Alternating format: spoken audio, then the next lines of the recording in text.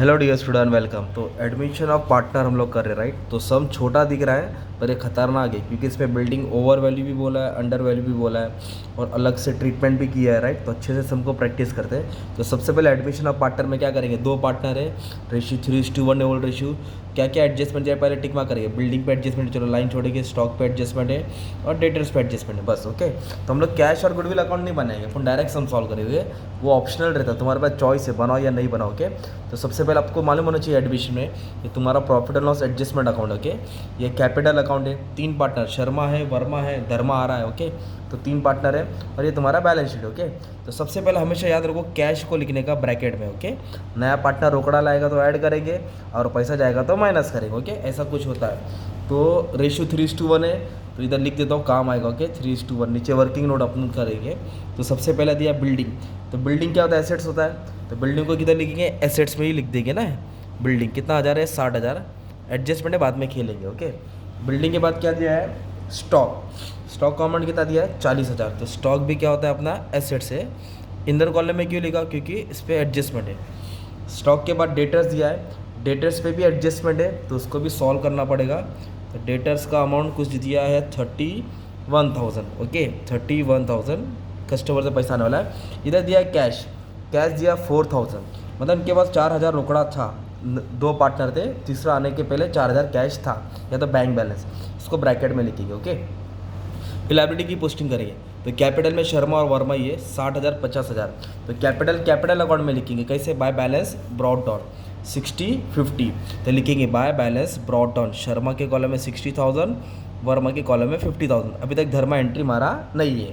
Okay, और general reserve 4,000 दिया है। जनरल रिजर्व का मतलब होता है जमा किया पैसा जो ओल्ड पार्टनर को मिलेगा। कौन सी रेशियो में मिलेगा, 3:1 में। तो इसको रेशियो में बांटना पड़ेगा अपने को। तो कितना दिया है, 4,000 दिया है। तो यहाँ में बांट देता तुम्हारे लिए। तो इधर लिखेंगे जनरल रिजर्व 4,000, रेशियो कितना 3:1। तो 3 और 1 कितना होता है, 4। पहले क्या किया, इनको ऐड किया 4, तो डिवाइड करके 1,000 आया। कितना है, 1,000। अब 1,000 को 3 से मल्टीप्लाई करेंगे तो इसको 3,000 मिलेगा। इसको 1 से करेंगे तो इसको कितना मिलेगा, 1,000। प्रॉफिट एंड लॉस रहता वो भी बांटते, रिजर्व फंड रहता वो भी बांटते। तो general reserve, profit and loss, reserve fund, ये जमा किया हुआ पैसा रहता है जो ओल्ड पार्टनर को ओल्ड रेशियो में बांटा जाता है। ठीक है, अब जो नया पार्टनर आएगा ना वो कैश लाएगा। क्या लाएगा, कैश। और क्या लाएगा, गुडविल। क्या लाएगा, गुडविल। तो कैश को थर्ड कॉलम में लिखेंगे, गुडविल को आपस में बांटेंगे, है ना। तो ऐसा अपने को अभी कुछ सॉल्व करना है। ठीक है, तो इधर दिया है कहानी, टेबल के बाद बोला है धर्मा को एडमिट किया, मतलब पार्टनरशिप में लेके आया। क्या कंडीशन है, इसको 1/4 शेयर मिलेगा। तो ये 1/4 कब काम आएगा, जब क्वेश्चन में ना ऐसा बोला रहेगा, मतलब ऐसा बोला रहेगा capital of all partner adjusted है ना, तब ये रेशियो को काम आएगा, राइट। जब बोला रहेगा ना एडजस्टेड, तब ये 1/5 काम आएगा। अभी फिलहाल बोला नहीं है तो इसको न्यू रेशियो को साइड में रख दो। ओके, तो अभी नया पार्टनर धर्मा कितना लाया, कैश 40,000 और 20,000 share of goodwill.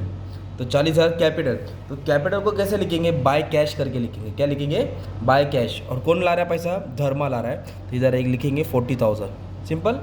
Dharma cash ला है, तो पैसा आ रहा है कि जा रहा है, आ रहा है। तो फिर कैश में ऐड कर देंगे ना यार, नया पैसा आ रहा है ना अपने पास। कैश अकाउंट बनाने की जरूरत नहीं है, डायरेक्टली इधर सॉल्व करेगा हो जाएगा, तुम्हारा टाइम बचेगा एग्जाम में। तो कैश को थर्ड कॉलम में लिख के इधर ऐड कर दिया, सो सिंपल। अब गुडविल कितना लाया है, 20,000। गुडविल कितना लाया है, 20,000 गुडविल है, राइट। तो गुडविल है ना जो 20,000, उसको रेशियो में हम लोग शेयर करेंगे। तो जो गुडविल है उसको 20,000 रेशियो में बांटेंगे। रेशियो कितना है, 3:1। तो 3 और 1 कितना होता है, 4। तो गुडविल को बांट रहे, तो 3 और 1 4, 4 से डिवाइड करेंगे तो 5,000 आएगा। 4 से डिवाइड करेंगे तो 5, 5 को 3 से मल्टीप्लाई करेंगे तो इधर हो जाएगा 15,000। कितना हो जाएगा, तो इसको 15,000 मिलेगा गुडविल का। 5 को 1 से करेंगे इसको 5,000 मिलेगा। तो गुडविल को रेशियो में बांटा, कौन सा रेशियो, 3:1 में बांट दिया। अब गुडविल मतलब एक बिजनेस का रेपुटेशन, उसकी वैल्यू आ रही है। तो ये पैसा आ रहा है तो ये भी पैसा ऐड कर देंगे। क्या कर देंगे, ऐड कर देंगे। अगर रेस करके बोला रहता इधर रेस, गुडविल रेस, तो इधर शो करते गुडविल अकाउंट, बाहर डालते 20,000। पर रेस नहीं बोला, इसके गुडविल का अमाउंट ऐड कर दिया मैंने। तो 4,000 कैश था, 40,000 क्या लाया, रोकड़ा लाया, 20,000 गुडविल लाया। तो 60,000 रोकड़ा आ रहा है प्लस 4 था, तो 64,000 टोटल बाहर डाल दो। ये तुम्हारा कैश का बैलेंस आ गया। किसका बैलेंस आ गया, कैश का। तो ऐसा करके तुमको ये ट्रीटमेंट करने का था। ठीक है, तो ये कौन सा एडजस्टमेंट था तुम्हारा, फर्स्ट और सेकंड एडजस्टमेंट सॉल्व हो गया, सिंपल। सीखना है तुमको थर्ड एडजस्टमेंट, जिसके लिए मैं ये सम सॉल्व करा रहा हूँ। ओके, तो पहले फोर्थ करा था, debtor are to be provided with reserve for doubtful debts 800, मतलब 800 रुपये का चूना लग रहा है, पैसा आने वाला नहीं है, मतलब डाउटफुल डेट से पैसा आने वाला नहीं है। तो डेटर से आरडीडी हमेशा माइनस होएगा, क्या आएगा हमेशा, इधर लिखिएगा आरडीडी।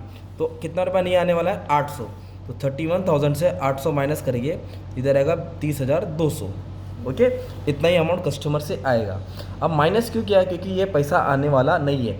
तो एसेट्स में जो भी माइनस करेंगे ना आप लोग, एसेट्स में जो भी माइनस करेंगे उसका बैक प्रॉफिट एंड लॉस के डेबिट में आएगा। किधर आएगा, प्रॉफिट एंड लॉस के डेबिट में। इधर लिखिए आरडी, कितना लॉस हुआ अपना, 800, क्योंकि पैसा लेके भाग गया। डेप्रिसिएशन माइनस करके इधर आएगा, जो भी कम होता है वो यहाँ, अगर एसेट्स बढ़ रहा है तो फायदा होता है वो यहाँ आएगा ना तुम्हारा। तो इस तरह तुम्हारा कौन सा एडजस्टमेंट हो गया, सॉल्व, फोर्थ एडजस्टमेंट। अब थर्ड एडजस्टमेंट ध्यान देना है एकदम अच्छे से। बिल्डिंग इज ओवर वैल्यू 8,000, बस मैंने इतना ही लाइन पढ़ा, ठीक है। तो बच्चों लोग को समझ में नहीं आता कि प्लस करना है कि माइनस करना है। तो ओवर वैल्यू वर्ड आया, क्या वर्ड आया, ओवर वैल्यू। तो इधर मैं सॉल्व करता हूँ, ठीक है। तो स्टेटमेंट पढ़ो, क्या दिया है, बिल्डिंग क्या हो गया, ओवर वैल्यू बोला है 8,000। अभी मेरा क्वेश्चन है, तो बिल्डिंग एसेट्स होता है कि लायबिलिटी होता है, बिल्डिंग, इसके एसेट्स है तो ए लिखा मैंने, क्या लिखा, ए। इधर कौन सा वर्ड आया, ओवर वैल्यू। क्या वर्ड आया, ओवर मतलब ज़्यादा हो रहा है, ओवर मतलब बढ़ रहा है, ओवर मतलब बढ़ रहा है ना। तो मैं उसका उल्टा कर दूंगा, ओवर मतलब ऊपर जा रहा है ना, तो उसको मैं उल्टा कर दूंगा, साइन नीचे डाल दूंगा। ओवर मतलब बढ़ रहा है, इसलिए मैंने साइन क्या कर दिया, नीचे डाल दिया। तो अब इसको पढ़ो, क्या है, एसेट्स कम हो रहा है, एसेट्स क्या हो रहा है, एसेट्स कम हो रहा है मतलब लॉस हो गया, एसेट्स कम हो गया मतलब क्या हो गया, माइनस हो गया। तो बिल्डिंग का कितनी वैल्यू है, 8,000 है ना। तो हम क्या करेंगे, इधर माइनस करेंगे, क्या करेंगे, माइनस करेंगे, इधर लिख देंगे ओवर वैल्यू, क्या लिख देंगे, कितनी वैल्यू हो गई, 8,000। कितना, इधर 8,000 दिया है, डायरेक्टली 8,000 दिया है, इसलिए 8,000 क्या कर देंगे, कम कर देंगे। मतलब ये 60,000 ज़्यादा था, 8,000 ज़्यादा दिखाया था, 8,000, ये 52 आएगा। तो ये लॉस होता है, क्या होता है, ये लॉस। तो डेबिट में आएगा, लिखेंगे टू बिल्डिंग, क्या लिखेंगे, टू, कितना लॉस हुआ, 8,000। अभी वापस से पढ़ा रहा हूँ। मान लो उधर ऐसा बोला रहता, plant and machinery under value, क्या बोला है, प्लांट एंड मशीनरी। तो प्लांट एंड मशीनरी क्या होता है, एसेट्स। अंडर मतलब नीचे जा रहा है, अंडर मतलब, तो उसको उल्टा कर दो, नीचे का उल्टा करेंगे ना, तो एसेट्स बढ़ रहा है। तो एसेट्स बढ़ रहा है तो क्या होगा, ऐड होएगा। अगर रहता प्लांट एंड मशीनरी तो ऐड करते, उसका इफेक्ट यहाँ आता। तो ये एक डाउट क्लियर किया। वैसे सेम लायबिलिटी का भी है, अगर कर्जा क्या हो रहा है, अगर कर्जा तुम्हारा बढ़ रहा है तो लॉस है, और कर्जा तुम्हारा कम हो रहा है तो फ़ायदा है। कर्जा कम हो रहा है तो फ़ायदा होता है ना।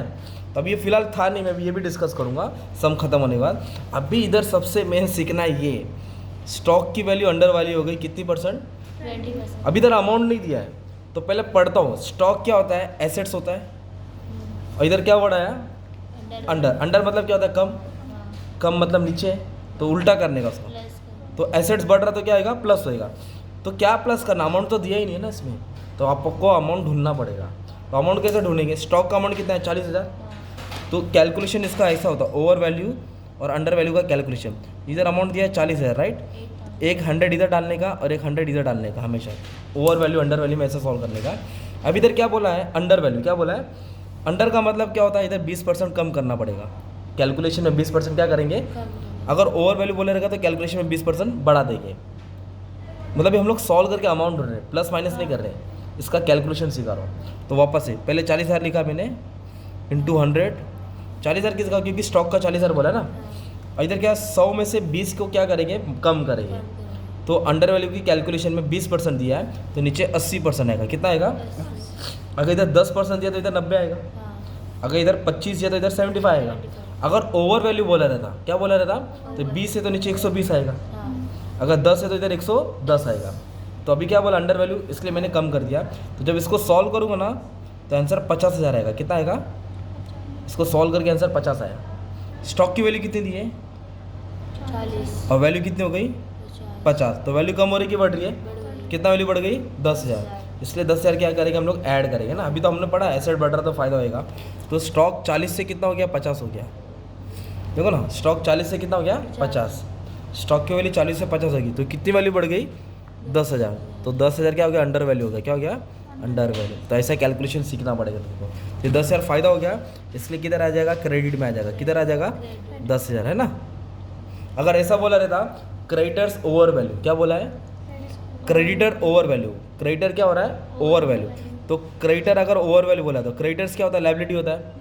क्रेडिटर्स क्या होता है, लाइबिलिटी। ओवर मतलब बढ़ रहा है, ओवर मतलब तो इसको कम करेंगे तो कर्जा क्या हो रहा है, कम। तो कर्जा कम हो रहा है तो फायदा हो गया ना यार, कर्जा कम हो रहा है तो फायदा, मतलब ये ऐड होएगा। अगर ऐसा बोला है बिल्स पेपर अंडर वैल्यू, क्या बोला है, तो बिल्स पेपर लाइबिलिटी होता है, अंडर मतलब नीचे जा रहा है तो नीचे का उल्टा क्या कर देंगे, ऊपर। मतलब कर्जा बढ़ रहा है तो कर्जा बढ़ रहा है मतलब लॉस हुआ तो क्या करेंगे, माइनस करेंगे। तो इस तरह तुम्हारा ये सम था।